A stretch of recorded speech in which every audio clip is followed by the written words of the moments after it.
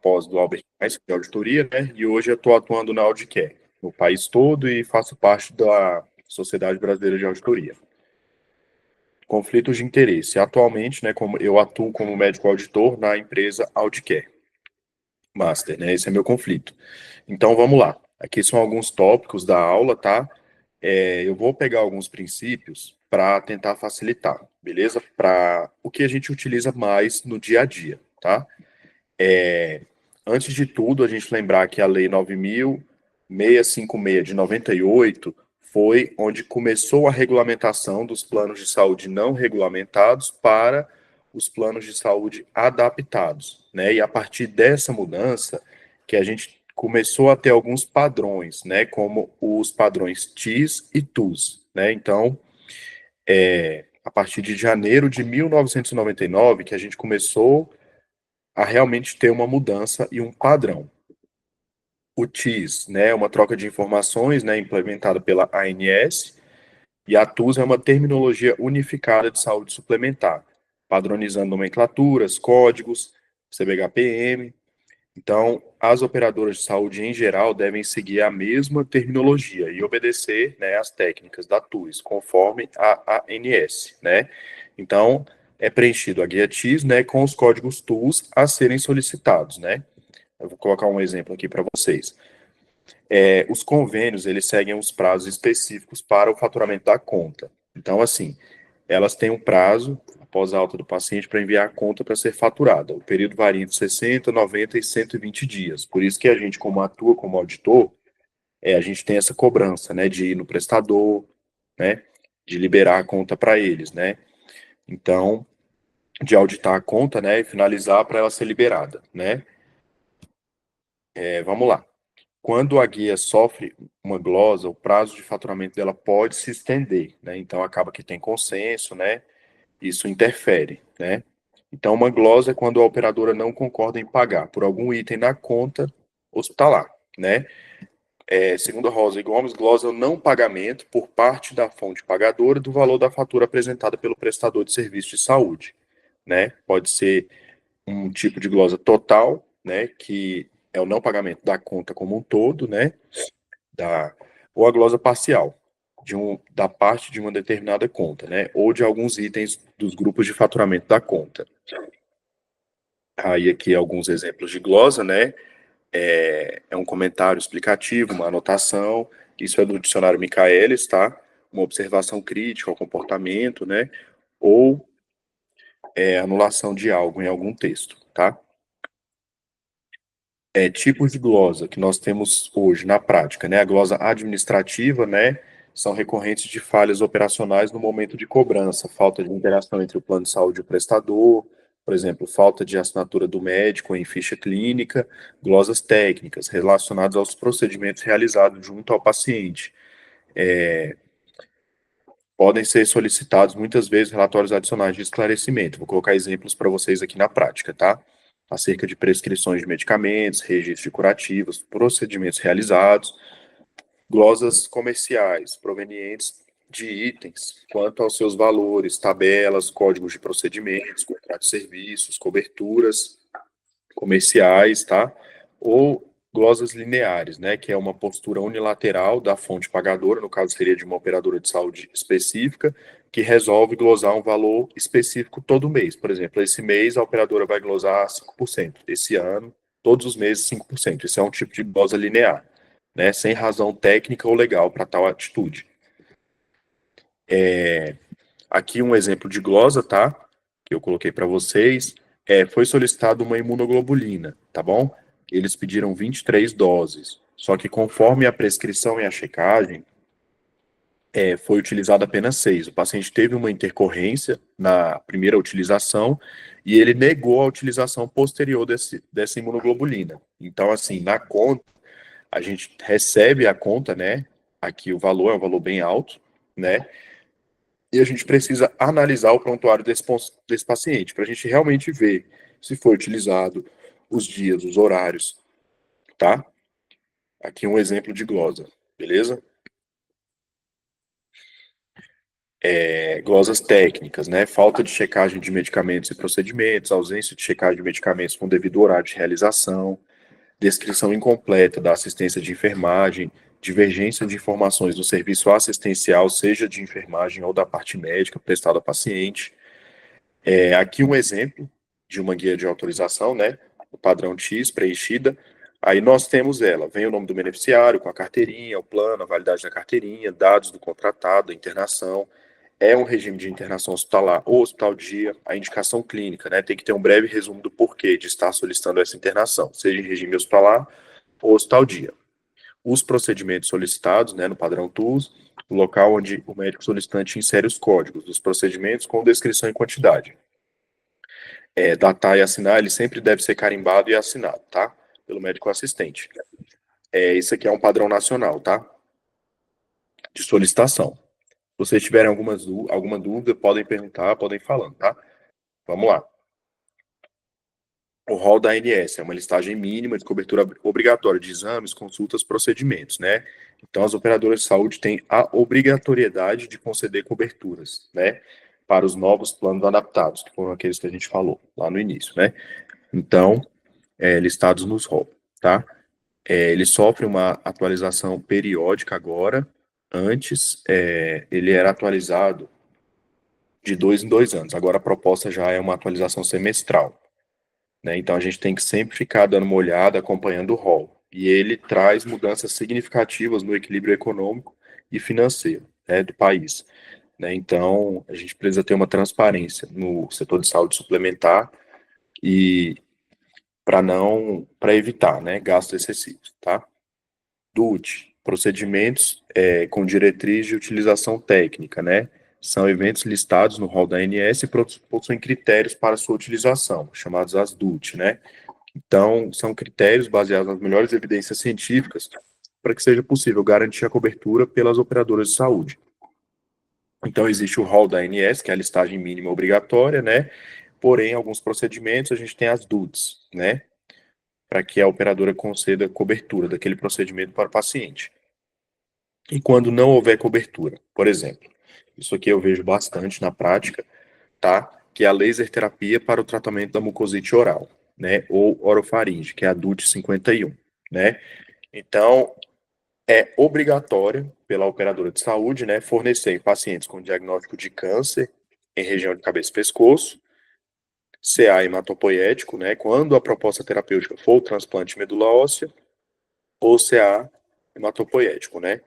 Então, ele precisa preencher esses critérios, né, para ser liberado. Muitas vezes pode acontecer, né, do prestador fazer, né, esse tratamento e não preencher a DUT, né? Isso pode levar a uma glosa, certo?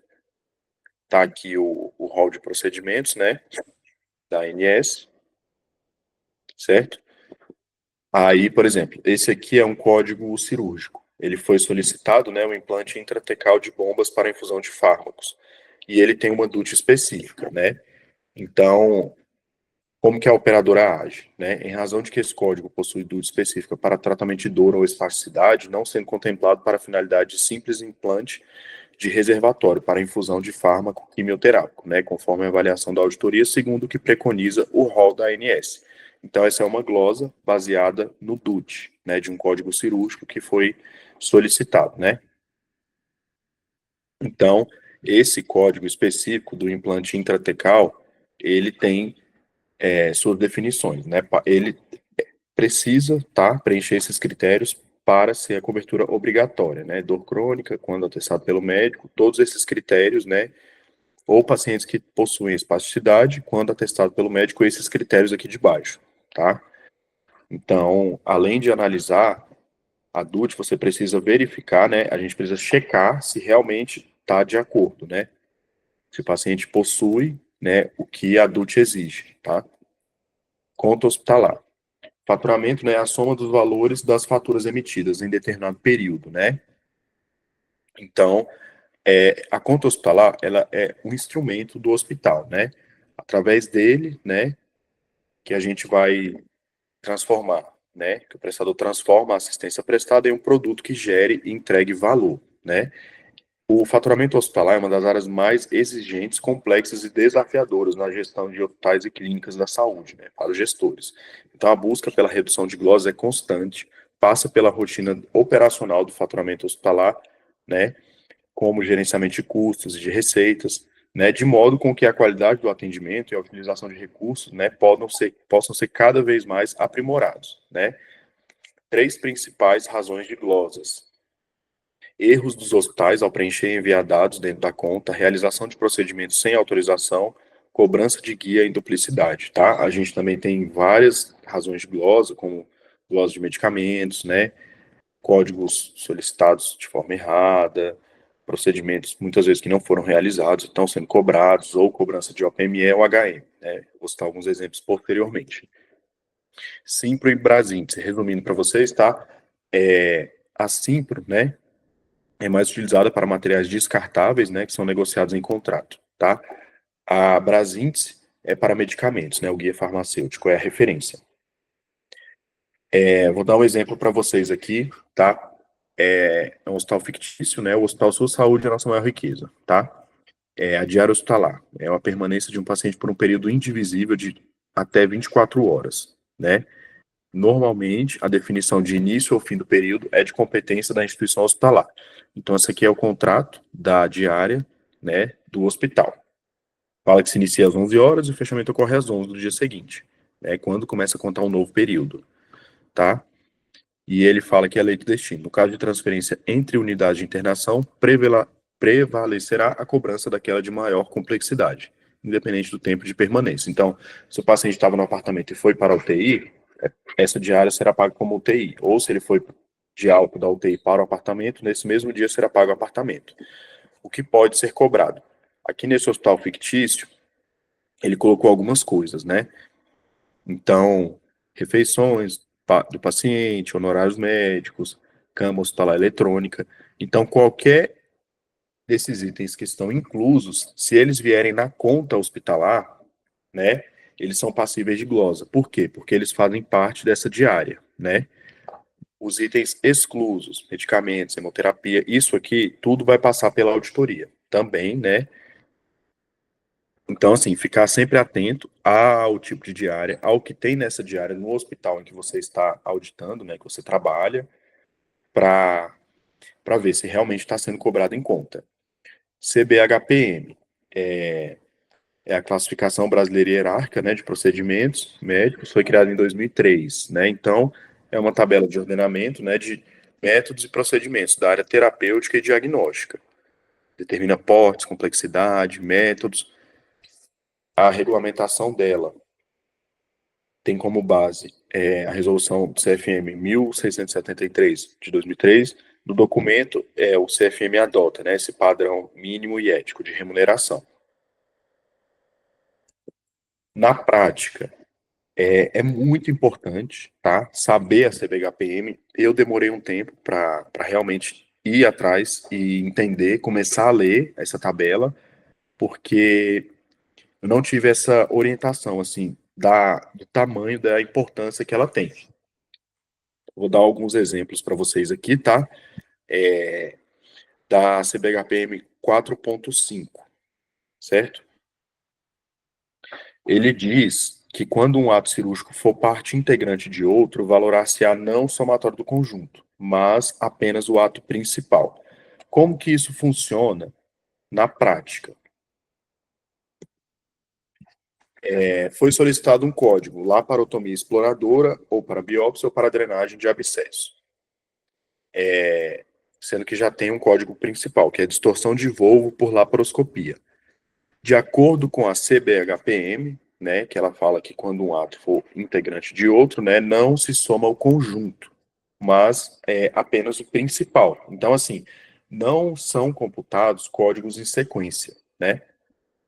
Então, a justificativa seria não favorável ao código, né, considerando que esse código é a via de acesso para o código principal, né, por ser excludente ao código autorizado, e aqui a glosa, né, de acordo com as regras das instruções gerais da tabela contratualizada, CBHPM, né, quando um ato cirúrgico for parte integrante de outro, valorar-se-á não o somatório do conjunto, mas apenas o ato principal. né? E também conforme o parecer do CFM 12/2017. Todo procedimento caracterizado como fase obrigatória do ato cirúrgico não deve ser computado, né? Então, aqui, isso já é um conhecimento bem interessante, né, que a gente utiliza muito no dia a dia, na auditoria. O CFM diz, nas cirurgias compostas, deve ser utilizado apenas o código mais abrangente, que corresponda a todos os procedimentos, não devendo ser feita decomposição em 2 ou mais códigos. Mais alguns exemplos aqui, né, por exemplo, solicitaram esse código, né, colostomia ou enterostomia, né, então, considerando que é parte integrante da colectomia parcial com colostomia, né. Mais um aqui, do tratamento da fístula licórica, né, quando solicitado o implante de catéter intracraniano, tá? Então, assim, isso pode ser considerado sobreposição de código, tá? Mais um, a timpanotomia exploradora, né, considerando que é a via de acesso para o procedimento principal, tímpanomastoidectomia, né?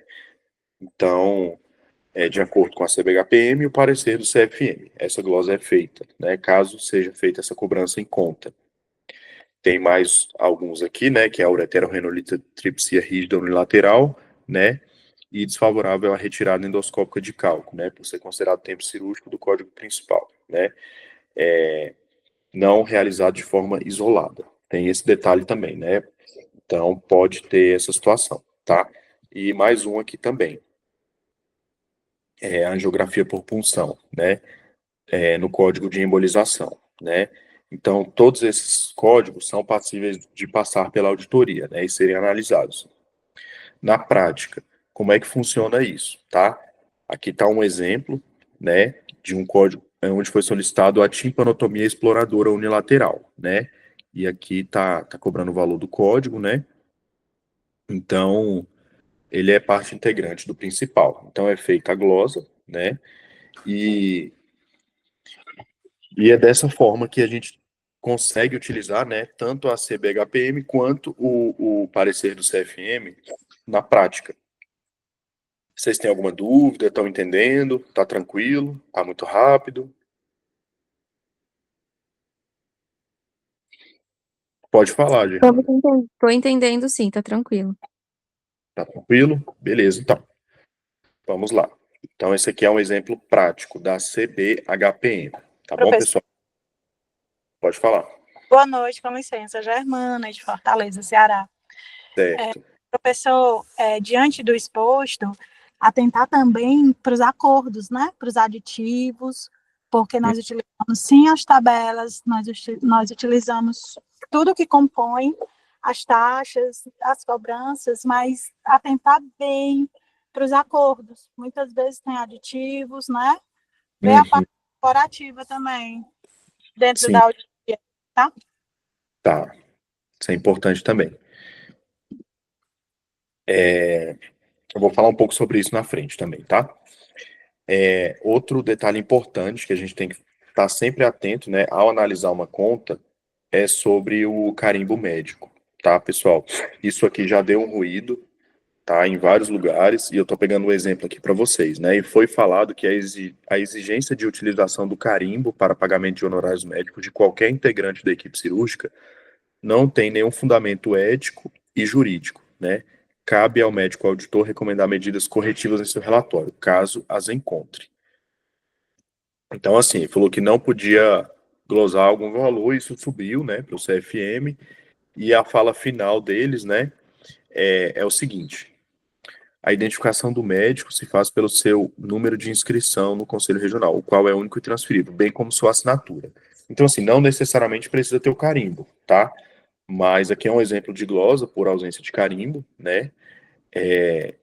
Então, se tiver assinatura com o CRM, tá tranquilo, mas tem que ter, porque senão é passível de glosa.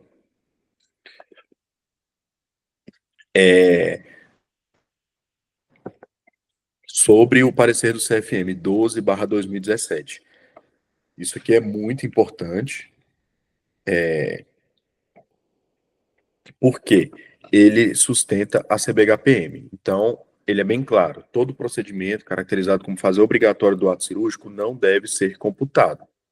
Nas cirurgias compostas, deve ser utilizado apenas o código mais abrangente, que corresponda a todos os procedimentos, não devendo ser feita decomposição em 2 ou mais códigos, né? Então, assim, como é que funciona isso na prática? Da mesma forma, né, que a gente entendeu a CBHPM ali, né, quando se realiza o procedimento. Herniorrafia com ressecção intestinal, ele é o principal. Então, já estão embutidos os códigos, herniorrafia inguinal e unilateral, né? E a enteroctomia segmentar, né? Então, ao se realizar a cirurgia fissurectomia com ou sem esfincterectomia, não deve ser cobrado o código de esfincterectomia, já que faz parte do código principal, né? Da mesma forma que o tratamento cirúrgico de retocele já comporta o código colpoplastia posterior com perineorrafia, tá bom? Então, assim que funciona na prática. Aqui tem mais alguns exemplos, né, do CFM, tá bom? Isso é importante, tá, pessoal? Muitas vezes a gente gasta muita saliva, não, porque esse código é via de acesso, isso e aquilo, sendo que já tem regras para isso e pareceres, tá? Então, conforme parecer do CFM, ou pode colocar conforme CBHVM 4.5, né? A cobrança do código de tal forma, entende? Isso é um tipo de conhecimento que ajuda muito no dia a dia, na prática, nos consensos, em tudo. Isso é muito bom. Aqui um exemplo de glosa, né? Então, muitas vezes você faz a glosa no prestador, né? Realizada uma glosa e ela é sinalizada, tá? Para o médico assistente, tá? E forma o glosa dos seguintes códigos, né? Então, nesse caso, o colega acabou demorando, né, para responder e a conta foi liberada com a glosa, né? Mas muitas vezes isso vai para um consenso, vai para outro momento, né, onde ele pede um encontro, pode pedir uma reunião para rever essa glosa, essa situação. Mas aqui é só um exemplo, tá? E normalmente eles entram em contato com o médico assistente, sim, que fez a cirurgia, o procedimento em relação à glosa. Os pacotes das operadoras, né? É importantíssimo, né, que a gente conheça o contrato, tá, do prestador e da operadora onde estamos auditando, certo? A Lei 13.003 de 2014 tornou a existência de contratos entre operadoras e prestadores de saúde obrigatórios. Então, assim, essas resoluções que definiam o modus operandi das operadoras, elas passam por reconfigurações. Então, a gente precisa sempre estar atualizado, estar com o contrato do prestador, né, e ter acesso a essas regras e normas exigidas, né, pela operadora onde atua, né. Então, assim, diversas vezes um auditor vai e no mesmo local onde ele audita outras operadoras. Então, assim, tem que ter os contratos em mãos, porque algumas operadoras podem divergir de outras em certos pontos dos contratos. Por exemplo, a operadora de saúde Y, ela concorda com a cobrança, né, dos HMs do instrumentador, já a operadora Z não. A operadora W, ela possui em contrato o leito de semi-intensiva, já a operadora X não. E aí chega uma cobrança, né, de semi-intensiva para a operadora X, e você está mais acostumado com a operadora W, e acaba liberando. Então, assim, isso é um erro, né?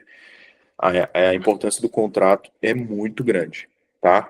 Aqui é um exemplo para vocês, tá? Onde no contrato é um hospital específico, né? Exemplo, né? Hospital como exemplo. Nossa saúde é sua maior riqueza. Ele tem um contrato de angioplastia, certo? Nesse contrato, ele já prevê várias coisas e procedimentos envolvidos.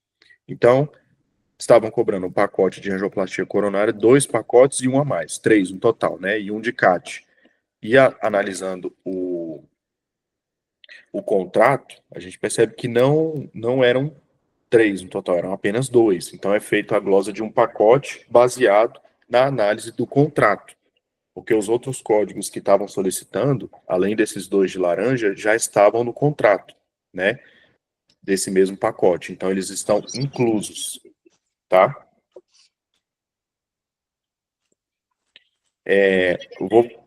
Vocês têm alguma dúvida? Querem falar? Oi, doutor Écio. Boa noite. Juliana, de Recife, tudo bom? Tudo bem, Juliana?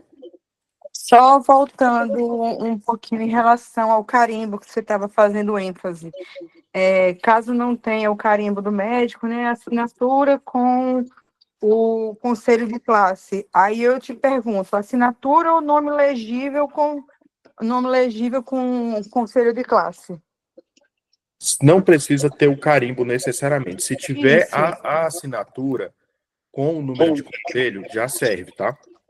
Mas aí é o que eu questiono, seria a assinatura em si ou o nome legível? Porque pelo menos no conselho da gente, Sim. eles exigem que realmente não é necessário o uso do carimbo numa situação pontual, mas que Sim. pelo menos nós colocamos o nosso nome legível, Sim. né, para que qualquer pessoa possa verificar ou, se quiser, averiguar, e o conselho de classe.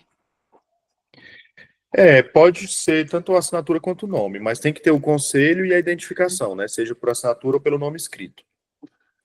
Então, sobre o carimbo, realmente tem que ter não necessariamente precisa ter o carimbo no RGO, tá? Mas tem que ter por escrito, né? O nome assinado e o conselho do profissional solicitante, tá? Ok. Aqui o exemplo da glosa do contrato. OPME. Vamos falar um pouco de OPME, né? O que são OPMEs? Órteses, né, dispositivos de ação temporária que melhoram a função de um órgão ou segmento do corpo, por exemplo, um marca-passo. Próteses, eles substituem estruturas anatômicas e realizam suas funções. Implantes ortopédicos, neurocirúrgicos, auditivos, lentes intraoculares, implantes dentários e materiais especiais que ele auxiliam nos procedimentos diagnósticos e terapêuticos, catéteres, trocáteres, materiais para cirurgia videolaparoscópicas, lâminas de Shaver, tá? Vamos dar uma olhada no manual de boas práticas do Ministério da Saúde, do OPME. Esse manual é muito bom, tá? Então, assim, as OPMEs utilizadas, elas devem ser registradas, tá, pelo profissional de saúde envolvido e no consumo da sala. Deve ser especificada a quantidade e o tamanho, sendo ainda obrigatória a fixação das etiquetas de rastreabilidade contidas na embalagem do produto em cada um dos documentos citados. Então, assim, precisa estar no prontuário, tá? A adesão cirúrgica. Então, assim, o OPME, ele precisa estar citado e descrito. Geralmente, a gente trabalha dessa forma. Então, na descrição, cirúrgico no registro geral operatório, no RGO, vem especificando a quantidade. Foram utilizadas 5 placas, 2 trocáteres, enfim. Vem falando lá o que foi utilizado, e isso precisa, né, tá descrito. Depois tem uma sequência onde é falado o que foi utilizado. Então, é importantíssimo ver essa sequência de citação e descrição dos OPMS, tá? Assim como a autorização, tá bom, pessoal? Então, é imprescindível que, por exemplo, cirurgias eletivas tenha o OPME autorizado, tenha a autorização da operadora para o OPME. Então, tem que checar se ele já veio autorizado, tá?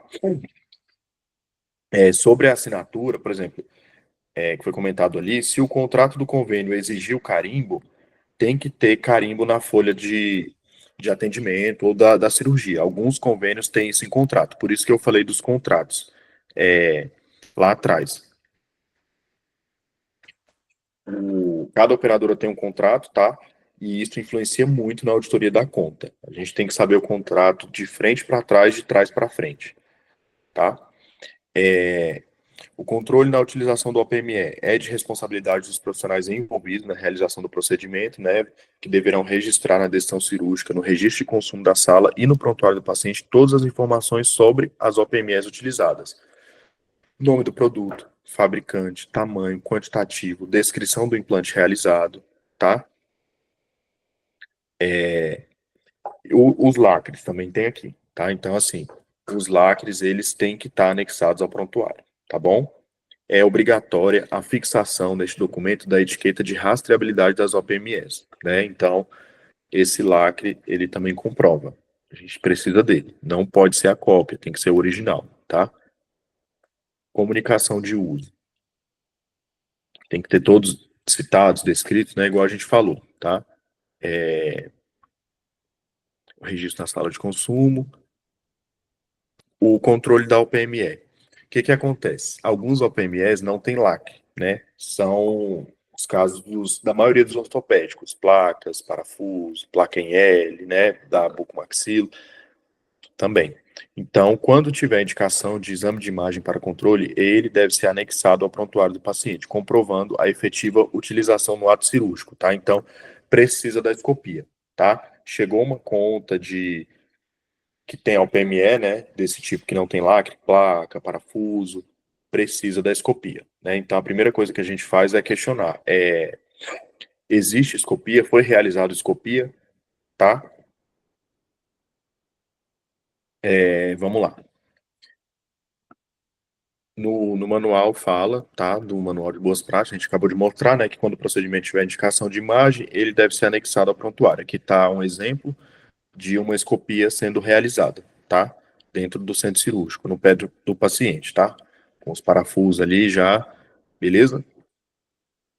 Aqui alguns exemplos de escopias, mas tem um detalhe, tá? Sobre as escopias. O que que acontece? Essa daqui do pé, vocês estão vendo que de um ângulo tem um parafuso, certo? E do outro ângulo tem dois parafusos. A escopia, ela tem que ser bem feita. Por quê? Porque caso ela seja mal feita, isso pode gerar dúvida. E a gente não pode ter essa dúvida na hora de fazer a auditoria da conta.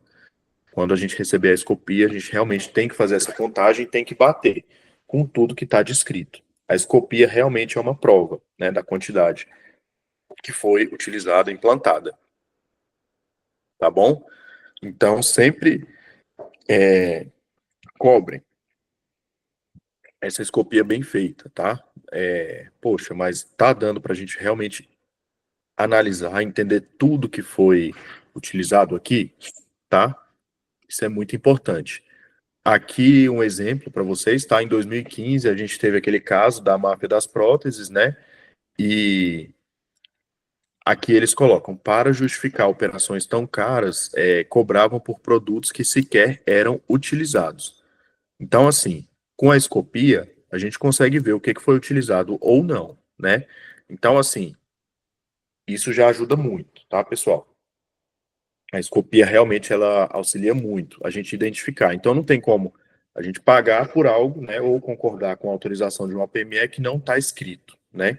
Que não está citado e que não tem a escopia dele, tá? Isso aqui é só um exemplo para vocês que aconteceu em 2015, tá? Outra coisa, o OPME. Quando ele vem na conta, a gente tem alguns detalhes, tá? Ele pode vir para ser faturado direto, tá? Para o prestador ou direto para a empresa, tá? Então, assim, como que a gente vê isso? Se for direto para a empresa, normalmente é a taxa, que é contratualizada, né?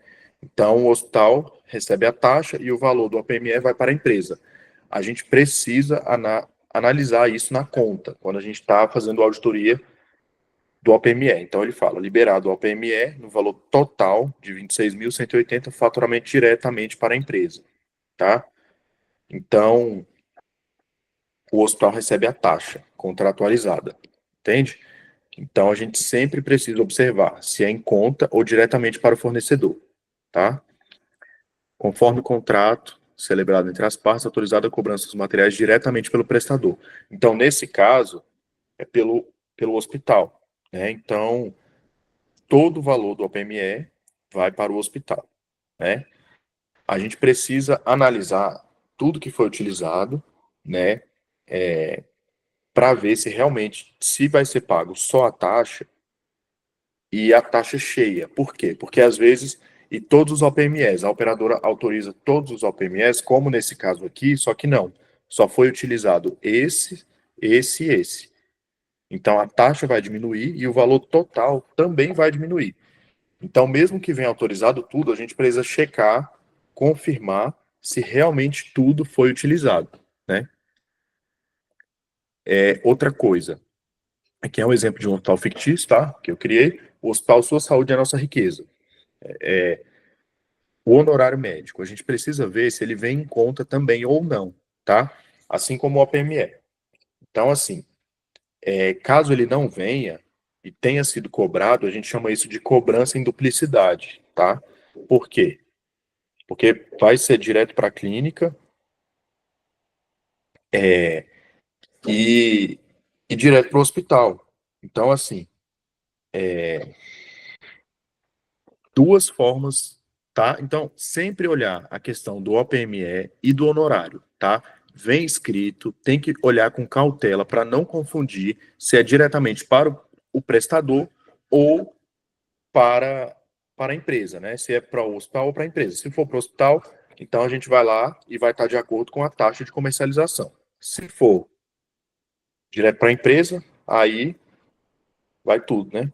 Então, vocês têm alguma dúvida? Isso aqui me gerou um pouco de dúvida quando eu iniciei, tá? Se o OPM era em conta ou diretamente para o fornecedor, tá? Eu demorei um pouco para entender isso, mas são coisas básicas que a gente pega muito no dia a dia. Vou dar um exemplo aqui para vocês de uma conta. Essa conta aqui foi uma glosa total de todos esses OPMs, tá? Por conta da cobrança que estava incorreta. Então, assim, se passa desapercebido, olha o valor, 75 mil. Então, assim, aí você para, fica olhando aqui na conta, vai, sendo que não é para liberar nada disso aqui, só a taxa. Realmente verificar tudo que foi utilizado para ver qual o valor que o prestador vai receber a taxa, tá? De comercialização. Então, assim, isso aqui é um exemplo prático que a gente pega, e isso é importante, pessoal. Na auditoria de contas, isso é muito importante. Então, assim, essa aula eu estou revendo coisas básicas com vocês que a gente utiliza muito no dia a dia. Que quando eu iniciei na auditoria, eu não tive tanto essa orientação. E me gerava dúvida. Só que é uma dúvida besta, mas é uma dúvida que não pode passar. Por quê? Porque ela pode gerar um erro muito alto. Vocês entendem? Vocês estão conseguindo entender? Tem alguma dúvida? Tá tranquilo? Em relação à taxa de comercialização, quando o OPME é fornecido diretamente para o hospital, né? E Sim, a gente libera apenas a taxa de comercialização, é imprescindível que no próprio prontuário venha a nota fiscal do material para que a gente possa calcular. tem que vir a nota Alguns, fiscal. Sim. algumas operadoras, elas mandam para a gente já um ofício Uhum. com o material, com o código TUS, com o código final já com percentual contratuado, que já vem em contrato, seja 13, 15 ou até mesmo 25%, mas a grande maioria não. E às vezes o hospital apenas joga na nossa fatura o, o valor da taxa de comercialização. E como é que eu posso ticar uma coisa se eu não sei o qual valor foi pago diretamente ao fornecedor? Porque às vezes o hospital paga ao fornecedor de acordo com o contrato com a operadora, Uhum. recebe o percentual de armazenamento, né? Uhum. E repassa posterior o valor. Daí sim a importância da gente pegar não o orçamento, mas sim a nota fiscal, que é o cálculo final, onde não há mais alteração, né? O que acontece? Pegou a nota fiscal, você checa os OPMs que estão lá discriminados, né? Olha um por um, olha os que foram utilizados na cirurgia, os que estão na conta, para realmente somar esse valor, porque muitas vezes a operadora autoriza mais OPMs do que o necessário. Isso é muito comum em cirurgias da bucomaxilo, da ortopedia, cirurgias onde tem muita placa, parafuso. Às vezes, o colega pediu 60 parafusos. Acabou que durante o ato operatório utilizou 62, 42, por exemplo. Utilizou bem menos. Então, assim, a taxa vai diminuir, tudo vai diminuir, né? Então, a gente tem que olhar a escopia, tem que olhar tudo, para realmente a gente chegar, né, e liberar essa conta. Porque, às vezes, a gente está num dia corrido, chega ali e não olha direito essa letrinha bem pequenininha que está ali, né? E audita 60 contas em um dia, 40. Uma conta dessa passa despercebida, olha o valor. Essa aqui é só um exemplo, tá? De 75 mil. Mas eu já peguei contas bem maiores, tá? De 300 mil, de 500 mil. Então, assim, é uma coisa que a gente tem que ficar atento no dia a dia, não pode deixar passar. Tem que olhar com calma e com cautela, diretamente para o fornecedor ou para o prestador, tá bom? Mais um exemplo aqui, tá? Esse caso aqui foi direto para o fornecedor. No valor de 70 mil é outra conta, tá? Referente ao PME. Aí aqui a gente vai liberar a taxa de comercialização para o prestador, né? Conforme o contrato vigente. Então, cada operadora tem o valor de taxa de comercialização. Algumas o valor é 10%, outras é 15%, outras é 20%. Varia de operadora para operadora. A gente tem que saber o valor dessas taxas de comercialização, tem que saber o contrato, igual eu falei lá atrás, a importância de saber os contratos. Então, chegou uma conta que tem o OPME, primeira coisa, entender qual operadora que é, qual o valor da taxa de comercialização, se é direto, se não é, se tem exame de imagem, se tem lacre, a nota fiscal, se tem autorização prévia para a utilização desse OPME, se a operadora autorizou isso. A gente tem que olhar tudo isso, tá? Com calma, com cautela, para não deixar passar nada, tá, pessoal? Aqui é uma resolução, tá? É a RDC 50, de 21 de fevereiro de 2002. Ela é muito utilizada no dia a dia, ela é muito boa. Ela fala sobre a prestação de assistência à saúde em regime de internação. A gente que audita pega muita internação, certo? Então a gente tem que saber o que que é a lei, o que que o Ministério Público delibera sobre internação, o que que configura uma internação. Tudo que tem que ter, né, durante uma internação, tá? Então, aqui eu discriminei algumas coisas, tá? Porque às vezes a gente pega uma situação onde, entre aspas, o médico esqueceu de passar a visita no paciente. Então, 3.2.4, executar e registrar a assistência médica diária, tá? Caso não tenha, né, é passível de glosa. Por quê? Porque o paciente precisa ser avaliado, precisa ter qualquer planejamento terapêutico, teve alguma mudança, teve alguma alteração em relação ao tratamento da patologia dele, né? Ele precisa ser visitado. Então, essa é uma glosa que acontece, tá? E eu coloco justamente esse daqui do Ministério da Saúde, tá? Que é o 3.2.4, tá? Para configurar uma diária de internação, tá? Então, o paciente precisa de tudo isso, tá bom? A maioria desses aqui. Aí a gente analisa caso a caso, o que que teve e o que que não teve, tá? Mas essa RDC 50, ela é muito importante. Guardem ela porque a gente utiliza muito na auditoria, tá, pessoal? É interessante esse material aqui, tá? Eu vou fazer uma interação com vocês agora, tá? Conectando os pontos, tá? É, vamos lá. Eu vou precisar que vocês participem um pouco agora, tá, pessoal? Que a gente vai fazer algumas perguntinhas, beleza? Sobre OPME e sobre algumas coisas de auditoria. Para manter a utilização dos OPMEs ou produtos de saúde dentro da legalidade regulamentada pela Anvisa, durante o processo de auditoria, onde podemos consultar a situação dos cadastros dos OPMEs, constando a embalagem do material, se o QR Code estiver presente, está tudo certo. Está regulado pela Anvisa, verificando as condições do invólucro e vendo se ele foi corrompido, então ele perde sua esterilidade, perguntando ao fornecedor se está tudo correto na regulamentação, ou no site Sismerp, consultas.anvisa e antigo.anvisa. Alguém sabe? Bom, eu entraria no site, porque o invólucro rompido já me compromete a esterilização dele. É, é isso mesmo. Então lá, a consulta à condição, né, exige busca em sites oficiais e deve fazer parte da rotina do auditor. Então, todos nós que auditamos contas, que trabalhamos com a PME, a gente tem que conhecer esses sites e ter familiaridade com eles, tá bom? Muitas vezes, o PME que não está registrado, tá, ele é passível de glosa. Tá bom, pessoal? Pode ter essa situação. Então, tem que estar regulamentado pela Anvisa, tem que estar tudo certo, beleza? Não faz parte da avaliação técnica no fechamento de contas, né? Atuando como empresa pré-posta do plano de saúde. Sua saúde é sagrada. Analisar a compatibilidade do diagnóstico com a necessidade de internação, tempo de permanência e exames complementares, fazer glosa parcial total. Confirmação do diagnóstico, evolução, exame biópsia, emitir autorização prévia de procedimentos eletivos ou OPMS, compatibilidade dos materiais e medicamentos utilizados com a patologia. O que não faz parte da gente que trabalha com auditoria de contas, da auditoria retrospectiva, que não tem nada a ver com o nosso trabalho. Alguém quer chutar?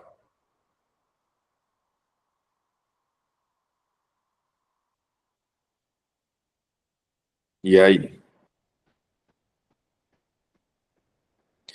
Então, bora lá. O que não faz parte da auditoria retrospectiva, que é a auditoria do retrovisor, que é essa que a gente faz, que a gente olha para trás, para o que já passou, é emitir autorização referente a procedimentos, né? Não contempla fase de negociação da conta hospitalar, tá? Então, a autorização, a gente não faz isso depois que a conta foi emitida. Isso tem que vir antes, tá? Então, a gente tem que checar se teve autorização dos procedimentos, dos OPMS, da diária, dessas coisas, tá, pessoal? Se realmente a operadora autorizou isso. Beleza? 3. Pessoal, um detalhe, é diferente o conceito de autorização para o que a gente faz, que é a verificação do uso em conta. Por exemplo, uma correção de uma fratura que utiliza o PME é um atendimento de urgência, então não tem como o cirurgião ter tido autorização prévia daquele OPME que foi utilizado em um contexto de urgência. Então, a gente vai fazer a auditoria em conta e vai autorizar o pagamento, mas isso não constitui uma validação prévia.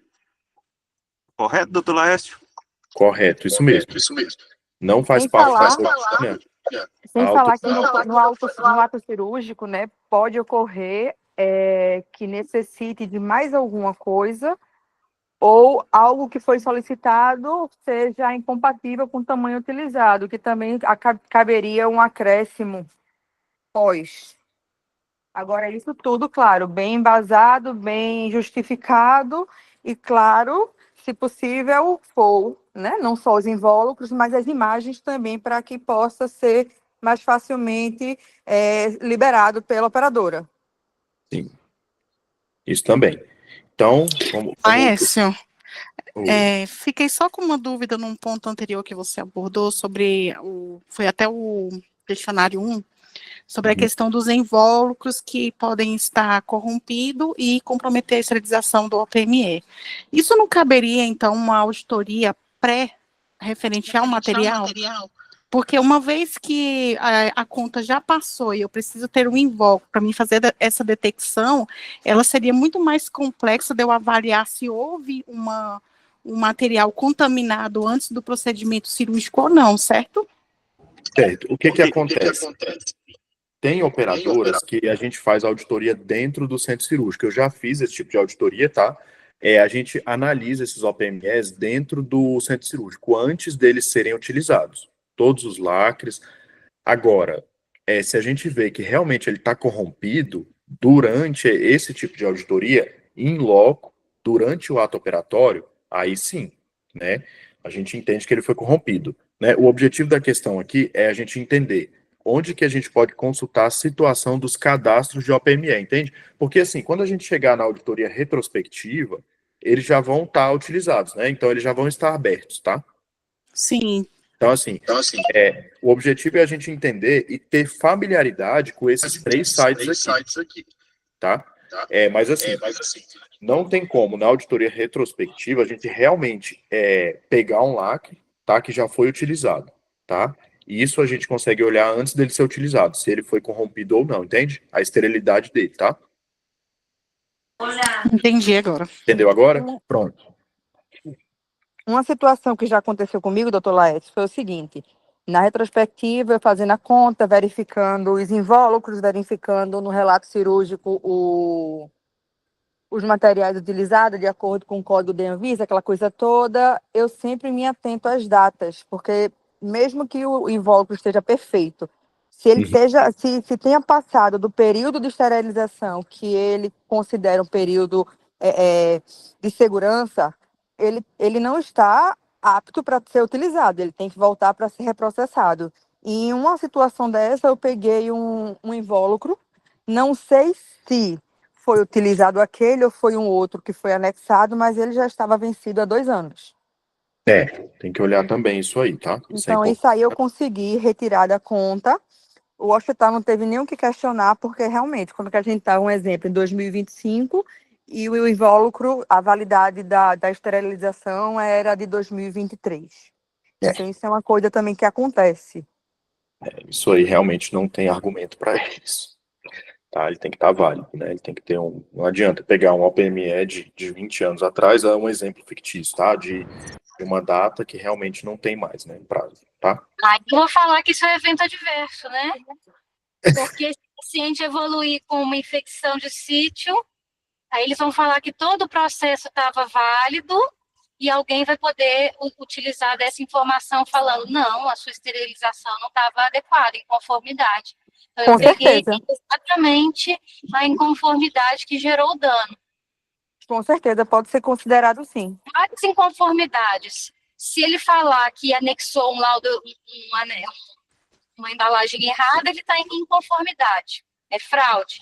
Se ele falar que Isso. não fez, ele também está danificando o paciente, mesmo que esse paciente não seja acompanhado e não tenha nenhum incidente depois.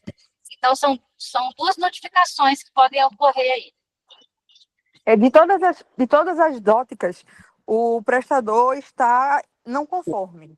Seja, como a doutora Thaisa falou, num possível evento adverso, que ele possa vir a ter algum caso infeccioso ou uma rejeição da prótese, seja no caso de realmente não ter utilizado e ter colocado aquele laudo, aquele invólucro ali. Enfim, de algum modo, se for investigar mais a fundo, algo vai ser descoberto. Levando em consideração que isso ocorreu em uma outra empresa, há uns 5 anos atrás que eu trabalhava, não foi no período Audicare, e realmente foi muito complicado isso aí.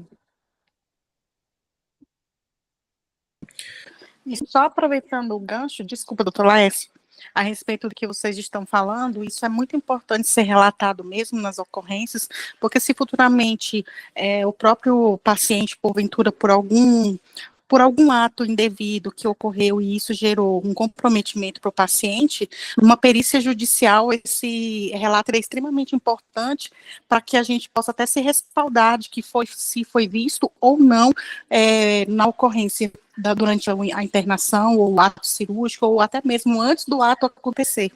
Isso é importante. Os desdobramentos das inconformidades, eles são até inesperados, assim, você nem imagina, vocês tocaram até nesse dado de perícia, né?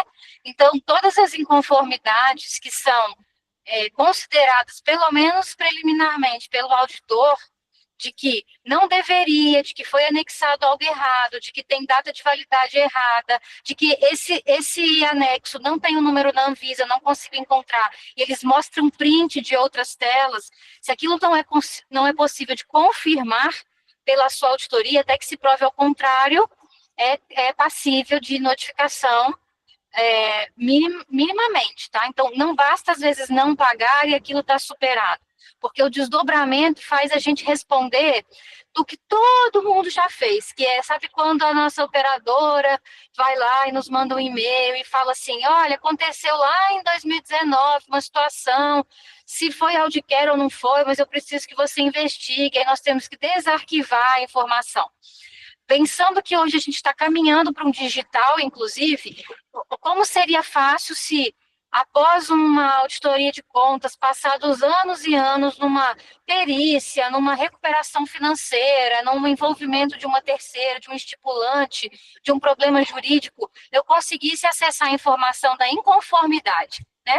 Então, se hoje eu não estiver, se a partir de amanhã eu não estou mais na empresa, mas eu deixei também uma informação no processo, seja qual ela, na conta não adianta porque ela é do hospital, mas em algum tipo de informação do RA, informação de auditoria concorrente, eu sei que a gente está falando aqui de conta e OPME, mas em qualquer inconformidade que possa ser relatada, o nome do paciente escrito errado, é bom que você identifique, porque a gente vai começar sempre essa retrospectiva, mesmo que não seja a conta especificamente, eu vou começar por tudo que aquela empresa tem de informação daquele paciente. Então, se eu tive uma inconformidade, eu rapidamente consigo falar, olha, esse paciente desmembrou numa infecção de sítio, numa rejeição de prótese, e a gente já teve sucesso em negociações desse tipo, onde o hospital acabou apresentando os processos dele e a gente pegou essa informação de falha de esterilização. Então, não foi tão incomum assim, se a gente viu que numa situação onde temos não sei quantos aqui online, 30 participantes, já foram 2 casos. Né? Então, de conformidade. E aí, o problema se encerra ali. Se eu já tenho essa identificação. Então, pense num futuro, mesmo não sendo vocês, às vezes, a pessoa que vai lidar com essa informação, você já deixa a notificação ali para qualquer ato que possa ser desmembrado, evoluir. Aí, como a doutora Thaísa falou, amanhã o paciente apresenta uma rejeição, amanhã o paciente apresenta uma infecção. A enfermeira, por exemplo, Juliana, no meu caso, que identifiquei, passei o caso para a empresa investigou, não está mais na empresa, mas tem todo o registro lá, porque a gente não pode destruir registro com menos, se eu não me engano, de 30 anos. Então, a gente tem que ter todo esse dossiê. É um evento adverso, uma coisa, foi uma coisa grave, pode ser até uma coisa de fraude, como a doutora Thaísa citou, além de ser um evento adverso. Então, tem que ficar realmente todo o registro do caso. É isso mesmo. Ó, um exemplo que eu dou também, quando eu me deparei com contas digitais, então, em algumas situações da gente fazendo uma auditoria de contas, o hospital, ele se apresentou e falou, olha, toda a minha informação ela é digitalizada, então, eu deveria acreditar que aquele laudo, aquele lacre seria daquele paciente. E só pelo um lacre qualquer apresentado, eu não entendi como suficiente. E eu levei isso adiante. Então, algumas situações a gente consegue modificar, inclusive, o comportamento do prestador em um benefício do paciente e da operadora, porque qualquer lacre poderia ser digitalizado e anexado à fatura. Então, qual é a evidência que eu tenho que aquele lacre é daquele paciente? Ah, mas tá, isso é toda a auditoria digital e agora os lacres serão digitais e digitalizados na sala. Tudo bem. Então, eu preciso minimamente que tenha uma etiqueta, alguma coisa que identifique o paciente, o lacre, que eu consiga confirmar a Anvisa e que, a posterior, não seja possível adicionar informação. Ou que sim, quem vai decidir isso, deliberar, é quem a gente presta o parecer, a operadora. Então, eu estou contratada para delimitar ali o limite da regra e da aproximação da verdade, da veracidade, da evidência. Se eu não identifico essa evidência, ainda que ela seja superada por uma negociação, por um comercial, ou por um relacionamento entre prestador e operadora, eu localizo aquela inconformidade, aquela oportunidade de melhoria e definitivamente a gente está prestando serviço também para melhoria e segurança do paciente, né? Então, isso que o Laércio apresentou para vocês, eu nunca chequei no site. O que foi feito até agora, que você tem o conhecimento te libertou para uma nova fase do seu trabalho, né? Se você todos os dias mexe com isso, mas o meu trabalho eu faço há 30 anos e eu nunca precisei conferir, eu confirmo nos documentos. Cada vez mais vai ser exigente e vai ser exigido nosso que essas particularidades sejam um diferencial da empresa terceira, principalmente. Então, se eu faço uma checagem nova, se eu começo a confirmar, mas até ontem eu não fazia, hoje eu tenho um conhecimento novo. Então, eu vou começar a aplicar isso. Eu não tenho computador disponível, eu não tenho notebook. Você tem celular? Então, o celular já é eficiente para isso. Se no futuro a gente pode melhorar o seu trabalho, isso provavelmente a empresa vai pensar. Mas neste cenário, o que nós podemos hoje oferecer de melhoria para o nosso trabalho e contribuir para que o processo ele fique redondo, ele fique mais apurado, eu não estou ganhando R$1 mais por isso, tá? A continuidade do seu trabalho, ele permeia esferas avançadas do paciente, que pode ser um familiar seu em algum momento, da operadora que confia duplamente, várias vezes naquela terceira, e no nosso saber, né? Então, nunca mais você é vencida por uma informação. Você tem uma informação ali que é consagrada num sistema nacional validado. Assim como já deram várias aulas aqui, o doutor Rafael fala muito disso. Esse protocolo do hospital eu não consigo bater, mas o protocolo institucional é validado por quem? Né? A operadora validou é uma coisa, um protocolo institucional e até de uso de OPML é outra coisa. Então, a gente sempre pode confrontar com aquilo que é validado nacional, até que venha uma regra terceira que sobreponha ao que se tem de informação disponível. Então, se a operadora, na questão de OPME, vem e fala, eu não preciso mais que você confira o Anvisa, essa necessidade, ela não é mais cabível, eu tenho um sistema de informação que me deixa mais seguro com esse dado, eu faço uma rechecagem disso em tempo de inteligência artificial, enfim, qualquer outra informação que supere, então a gente vai vir aqui e vai atualizar a norma para vocês. Então, hoje, diante de todas as informações que foram apresentadas, como que pode ser a melhoria do nosso serviço? Aécio, gostei muito da sua aula, achei excelente mesmo. Muito didática. Fico Acho muito que todo feliz. mundo vai sair aqui com novas estruturas, vai começar a baixar os sites, colocar no favoritos, né? Facilitar isso de alguma forma. Se vocês esquecerem, como é que é mesmo o site? Manda lá nos nossos grupos de apoio, os grupos das comunicações, né, de informação entre os operadores de saúde. Pessoal, qual que é mesmo o site? O que eu tenho que ver aqui? O podcast se fortifica muito com esse apoio entre os profissionais, é multidisciplinar, então é muito legal. Fico muito feliz de ouvir isso. Assim, a ideia dessa aula, isso aqui é o básico, tá, pessoal? Então, assim, isso aqui é o básico que nós devemos fazer no dia a dia, que é checar autorização, se esse OPME está válido, a gente tem... eu não tive essa orientação, assim, quando eu iniciei a auditoria, também comecei a fazer na Força Aérea, a CBHPM, esse manual dos OPMEs, tudo isso a gente utiliza muito no dia a dia. Então, assim, a gente precisa ter esse hábito de checar se o OPME é em conta ou não. Então, assim, são coisas que são fáceis, assim, de fazer, não é complexo, né? E que ajudam muito no trabalho, que, assim, realmente diferenciam a Audicad de outras empresas. Tudo isso que a gente está mostrando aqui na aula, isso realmente mostra, consegue fazer de você um profissional melhor. Vamos para as outras perguntas. Não faz parte... Isso aqui a gente já fez, né? Vamos para a terceira. As soft skills são habilidades de pessoas cada vez mais necessárias, né, pessoais, tá? Ao auditor, pois estão presentes no desenvolvimento... É porque meu computador está em inglês, aí ele traduz para inglês. No desenvolvimento das atividades diárias, comportamentais ou relacionais.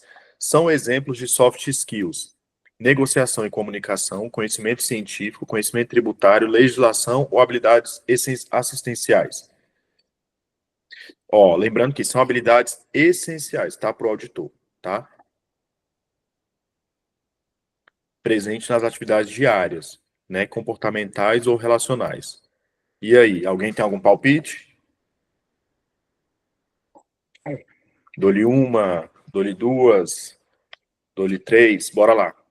Nós temos que ter um conhecimento de negociação, querendo ou não, da legislação, né? Porque daí a gente consegue embasamento científico e jurídico, mas negociações e comunicação e habilidade assistencial, eu creio que seja um dos pivôs.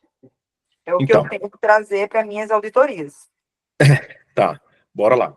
Soft skills. Isso aqui é imprescindível, extremamente importante no dia a dia, tá? Negociação e comunicação. Isso aqui é simples, tá? Todo auditor de sucesso, ele deve ser um bom negociador, tá? Isso é imprescindível, treinar habilidades relacionais, como a boa comunicação, assertiva, cordial e respeitosa, tá? Isso favorece a estrutura de um vínculo profissional e respeitoso entre o auditor e seus colegas. Vamos lá, você vai no hospital 1, 2 vezes por semana e fica lá durante o período matutino. O profissional que está lá, às vezes ele trabalha há 10 anos lá e fica de segunda a sábado, segunda a sexta. Então, assim, você é uma pessoa nova, às vezes você já está até um tempo no hospital, né, no prestador. Mas, assim, você ser respeitado, ser bem tratado, a gente também deve respeitar o colega, tá? Mas isso ajuda nas negociações diárias, mas ajuda muito, e eu falo por experiência própria, tá? Você ter uma relação boa com o prestador, entender os processos internos, mostrar para eles, tá? Isso a gente chama de soft skill, beleza? Agora vamos lá, hard skills. São capacitações técnicas que um profissional pode comprovar por meio de diplomas, certificados de qualificação, testes práticos, cursos. Todo aprendizado que ele adquiriu e que pode ser demonstrado em aspectos físicos ou tangíveis. Um exemplo de hard skill é negociação e comunicação, trabalho em equipe, legislação e ética. E aí, alguém quer dar um palpite?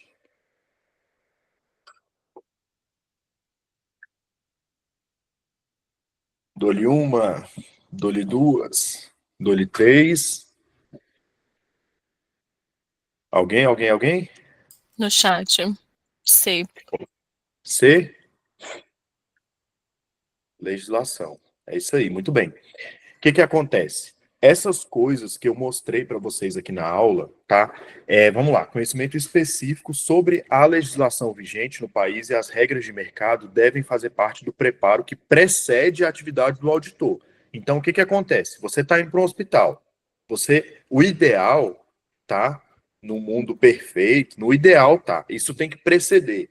Você tem que chegar no hospital já sabendo o contrato, tá? Da operadora com o prestador que você está indo fazer, já sabendo essas regras de OPME, já sabendo a CBHP, claro, isso aqui é o ideal, tá?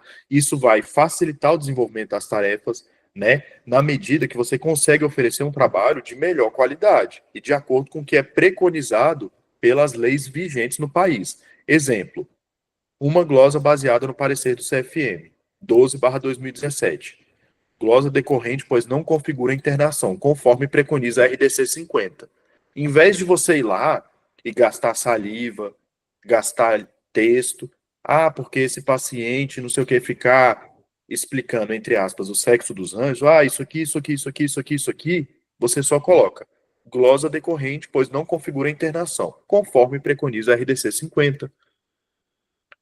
Glosa baseada no parecer tal de tal. Por exemplo, esses que eu mostrei para vocês aqui, tá? Vamos lá, vamos voltar aqui só para dar um exemplo do que a gente está falando ali, tá? Esse aqui, do parecer do CFM, tá?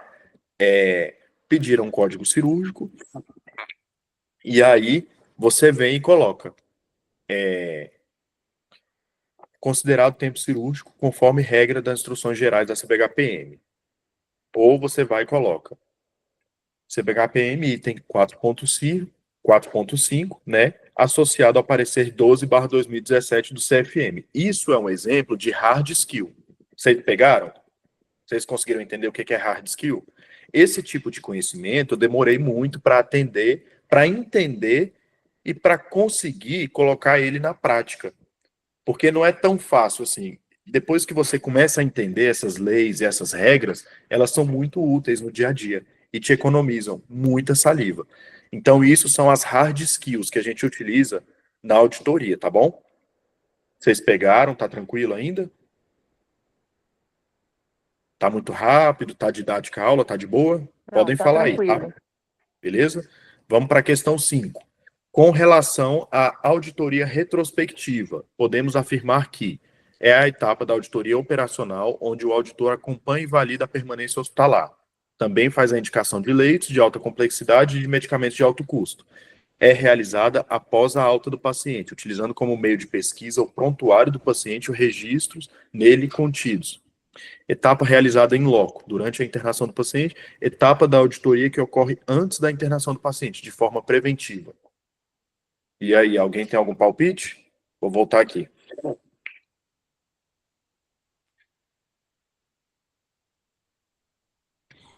Na verdade, ela pode se ocorrer posterior à alta ou com o paciente internado, né? Mas, assim, já deve vir com tudo pré-autorizado, os materiais de alto custo, se tiver algum OPME, e exames também de alto custo, já pré-autorizados, para que na conta seja validado se realmente houve uso ou não.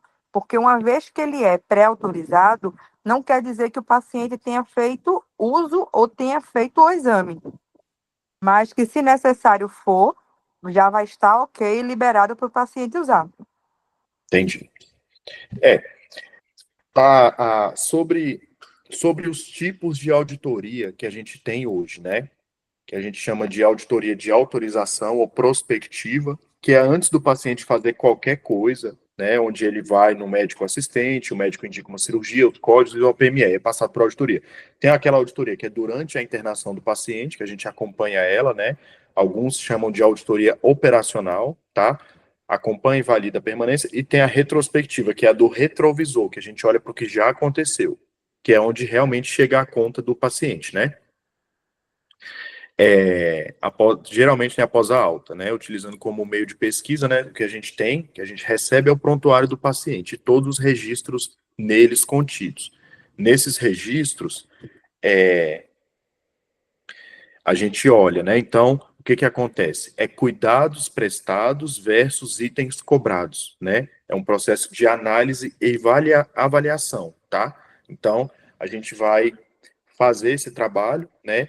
E nesse trabalho, a gente vai utilizar o que a gente já falou aqui na aula, soft skills, hard skills, conhecimento técnico, científico, a gente junta tudo isso que a gente tem para realmente fazer uma auditoria diferenciada, tá? Vocês conseguiram entender?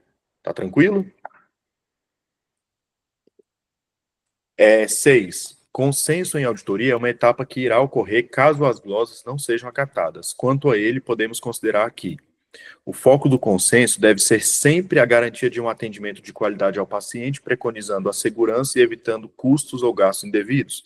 Conhecimento profundo das regras de cobrança e seus mecanismos não proporciona uma negociação eficaz.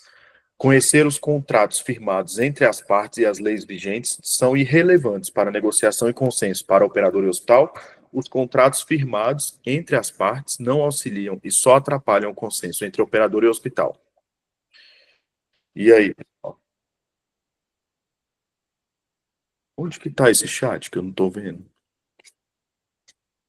Volta lá a pergunta. Ah, aqui, No chat, resposta A. tá? Isso. Então, é isso mesmo. O prestador precisa da operadora, a operadora precisa do prestador e o usuário precisa de uma negociação eficaz entre ambos, tá? Para usufruir de um atendimento de saúde de qualidade. Então, o foco do consenso, ele deve ser sempre a garantia de um atendimento de qualidade, tá? Ao paciente, preconizando a segurança e evitando custos ou gastos indevidos. A doutora Thaisa entrou, né? Falou um pouco da questão dos OPMS. Então, assim, a gente tem que ter essa noção da segurança, tá? Isso envolve a segurança do paciente, tá? O que foi dito por ela e explanado, tá? A questão da validade, tá? E pela Juliana também. Então, isso é importante, tá? Como os exemplos que nós tivemos aí, beleza? Questão 7. Qual órgão devemos consultar para analisar a vigência de medicamentos? ANS, Conitec, Anvisa ou FDA? E aí? Alguém quer chutar? Alguém quer falar? Chutaram C. C, Anvisa? Então, é isso mesmo. A Anvisa é o órgão responsável por regularizar medicamentos no Brasil. Então, a gente deve consultar por lá, tá? Algumas referências, tá bom, pessoal? Vou coloquei aqui no final do slide, tá? Vai passando. Bastante, né? E é isso, tá? Ninguém é tão grande que não possa aprender, nem tão pequeno que não possa ensinar, tá? Espero que vocês tenham gostado da aula. Isso aí é meu pequenino, tá bom? E